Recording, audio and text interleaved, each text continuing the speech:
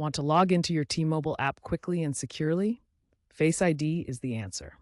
As of October 2025, the T-Mobile app fully supports Face ID on iOS devices running iOS 15 or later. To enable it, first ensure you're running app version 7.8 or higher.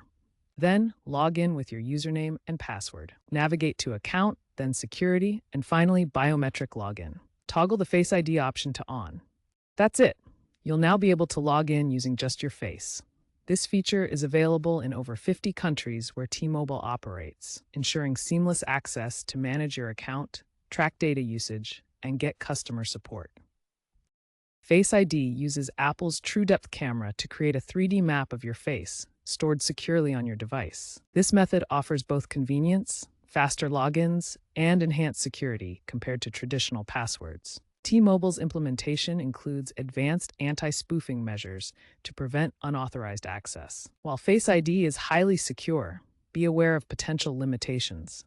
For example, identical twins or sophisticated masks could potentially bypass the system, though T-Mobile continuously updates its security protocols to mitigate these risks.